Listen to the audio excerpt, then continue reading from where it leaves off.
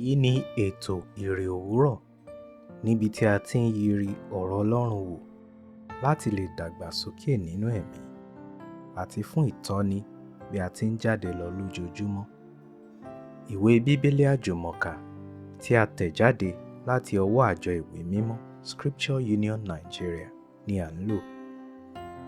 Bíbélì kíkà wa ní òwúrọ̀ yìí ni a ó rí nínú ìwé Jòhánù orí 19 ẹsẹ̀ 17 títí dé ẹsẹ̀ 30.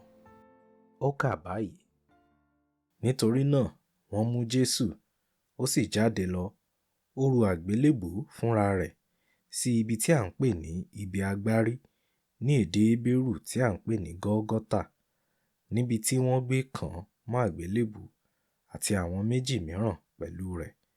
Ní ìhà ìhín àti ní ìhà kejì Jesu sì wà láàrín. Pílátù sì kọ ìwé kan pẹ̀lú, ó sì fi lé e lórí àgbélèbú náà. Ohun tí a sì kọ ni: Jesu ti Násárẹ́tì, ọba àwọn Júù.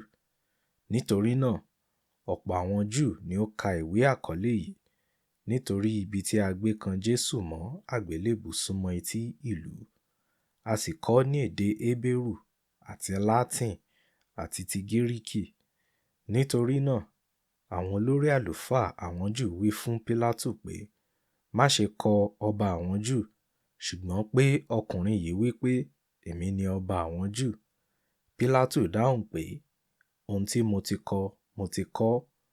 Nígbà náà ni àwọn ọmọ ogun, nígbà tí wọ́n kan Jesu mọ́ àgbélèbú tán, wọ́n mú aṣọ rẹ̀, wọ́n sì pín wọn sí ipa mẹ́rin, apá kan fún ọmọ ogun kọ̀ọ̀kan, àti ẹ̀wù àwọ̀tẹ́lẹ̀ rẹ̀.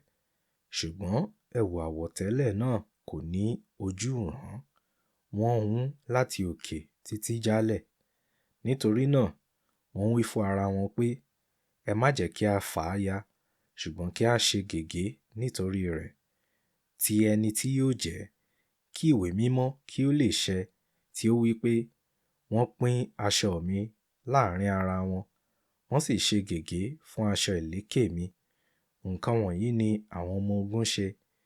Ìyá Jesu àti arábìnrin ìyá rẹ̀ Màríà aya Kílópà àti Màríà Magdalene sì dúró níbi àgbélèbú. Nígbà tí Jesu rí ìyá rẹ̀ àti ọmọ ẹ̀yìn náà dúró, ẹni tí Jesu fẹ́ràn, ó wí fún ìyá rẹ̀ pé, obìnrin, wo ọmọ rẹ. Lẹ́yìn náà ni ó sì wí fún ọmọ ẹ̀yìn náà pé, wo ìyá rẹ.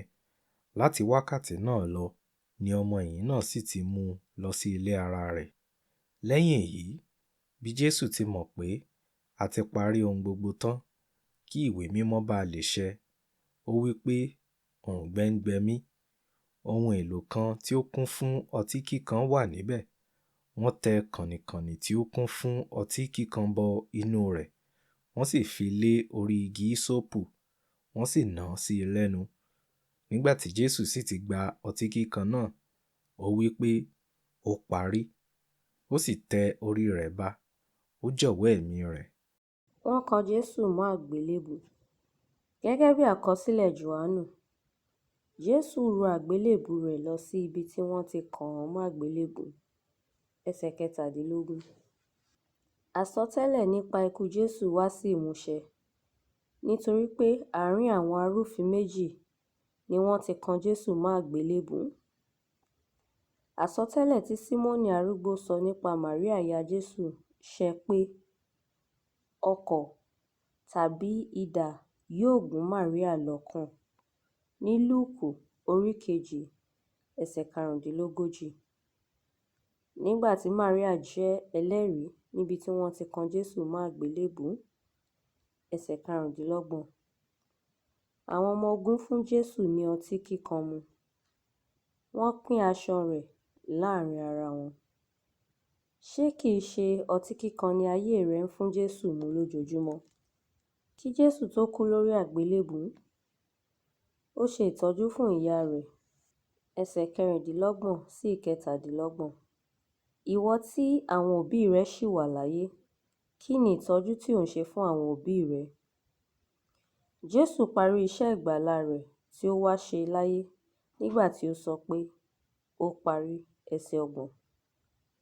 Ṣé iṣẹ́ ìgbàlà tí Jésù ṣe ní ìtumọ̀ nínú ayé rẹ? Àdúrà.